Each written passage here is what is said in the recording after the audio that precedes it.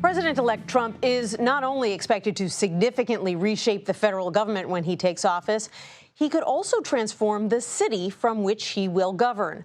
A new Politico article outlines how Trump's second term will impact Washington's population, a population that's largely made up of Democratic people and full of federal employees. The author of that article joins us now. Michael Schaffer is a senior editor and columnist at Politico. Michael, it is so great to have you.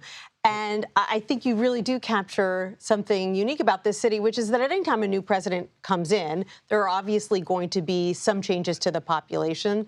People leave, new people come in, but you're arguing that this time around the changes could be much more fundamental. Right. Look, if people want to flatter themselves and say, well, you know, this administration's going to change everything, it's not really historically been the case.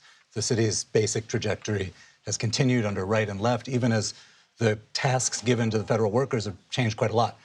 This time is different. It's different because Trump arrives with a pretty specific agenda that includes getting rid of a lot of federal jobs, of people who took the job thinking, you know, I might never reach like top private sector salary, but I've got job security in this job. They want to change that. They also want to move a bunch of federal workers out of Washington. I think they want to move them someplace where they hope they quit so they can hire new ones. And that is a huge thing. The administration also on the sort of legal side, they have the power to kind of upend local democracy. So as voters here in Washington, we select a city council, we have schools, all that sort of stuff. But unlike people anywhere else in the country, here Congress can make laws to supersede them and say, this is how your schools are going to work, or this is how your garbage is going to get collected.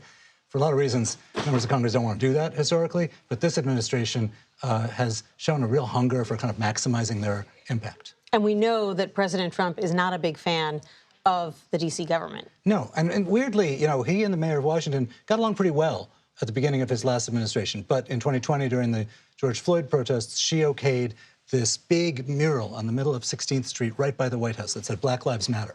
You know, there's a long tradition in this city of like renaming a stretch of road in front of a foreign embassy after some dissident from that country as a way of like spiting them.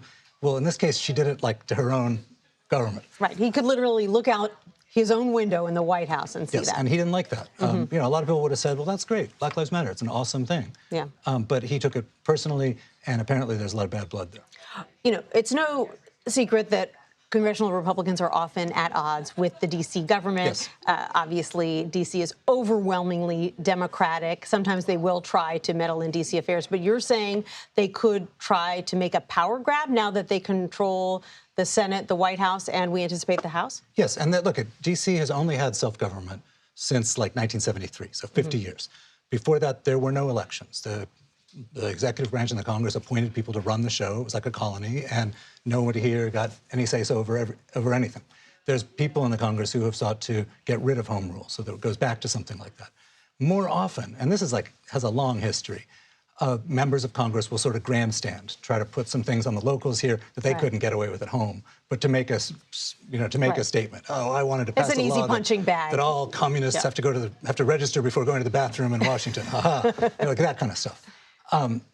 This time, you know, it's a little different because there is less respect for home rule. There is a real animus towards an overwhelmingly Democratic city. Washington's rules are kind of the same as any other blue city, but these are increasingly different from the rules and the kind of way of life in the red places that most of the Republican leadership represents. So that's a big thing. And then there's abortion, which... Abortion? Well, right. So abortion, after Roe v. Wade, is no longer a guaranteed right. Trump has said that he believes it should remain up to the states. Not a lot of the Republicans in Congress don't agree with that, but Trump has said he believes it should remain up to the states, but this is not a state. So Congress could, in its wisdom, simply pass a law saying it is illegal here in Washington, which is not what the residents here want. It's a pretty liberal city, but it is something that is certainly within their power. If you could get 60 members of the Senate to go along with it. If you could get 60 members of the Senate. And you could also do it somewhere in between. Like Washington has one of the most liberal abortion regimes in the country in terms of later term abortions and so on. So it could be, well, we're going to put a limit on that. Right. So these are all things that are within the realm of possibility. Historically, they've been, a lot of stuff has been within the realm of possibility of any administration, but this one comes in maybe a little bit more motivated to stick it to the people who live here. Well, I think you make a really compelling argument that no matter what the president and Republicans in Congress decide to do, this city is going to be transformed in some way. Michael Schaffer of Politico, thank you so much for coming in. Thank you for having me. Appreciate it.